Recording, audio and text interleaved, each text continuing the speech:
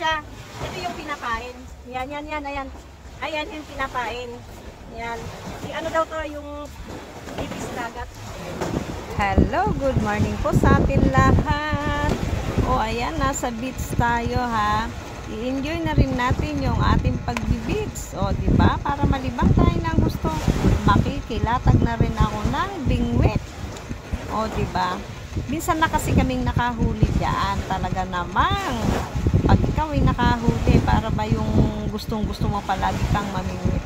Alam mo, talagang nakaka-enjoy din talagang mamingwit. Kaya naman, makikigulo ko sa aking hobby. Ang aking hobby talagang laging nagmimingwit kahit walang mahuli. Basta siya ay namimingwit. O ayan. Enjoy naman talaga. O diba? Nakaligo ka na, nakapamingwit ka pa. O tanggal pa ang stress. O hindi ba talagang nag-enjoy ng bonggang-bonggay? Sobra naman talagang nakaka-enjoy ang pamimingwit, lalong-lalo na pag ikaw ay nakahuli o kaya yung bingwit ginagalaw-galaw ng isda, aba para naman tuwan-tuwa ka naman talaga. Parang gigil na gigil kang mahuli ang isdang iyan. Pero magagandang klase ang isda dyan kasi minsan na kaming mga nakahuli ng isda dyan. Sinuwerte kami. O ayan, kaya naman yung aking asawa ay paulit-ulit na namimingwit dyan. Talagang hindi nagsasawang mamingwit dyan. Ang aming pamain dyan ay yung ipis dagat lang. Diyan lang din hinuhuli. O ayan.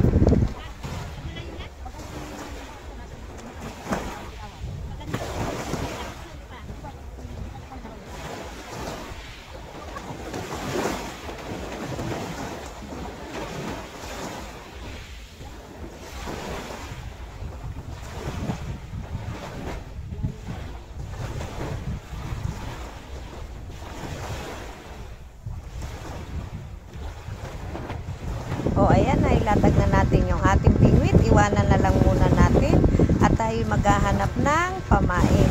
Ang ating ipapain dyan is yung ipis dagat na tinatawag nila. Ayan, ang ipis dagat ay nagtatago sa ilalim ng buhangin. Kaya kailangan mong hukay-hukayin ang buhangin. Nakukuha lang dito.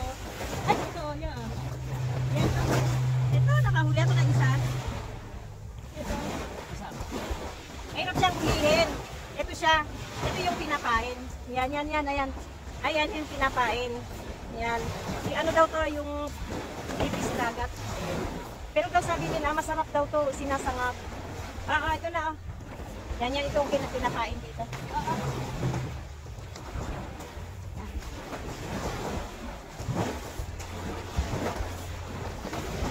Nasa ano sila, ilalim ng, nasa buhangin. O ayan, nakahuli ako ng isang piraso. Nakakatuwa naman din manghuli niya. Parang nakakalibang din siya. Para karang bang naglalaro. O ayan, o diba? Nag-enjoy ka pa. Okay, thank you so much followers, viewers. Maraming salamat. God bless. Bye-bye.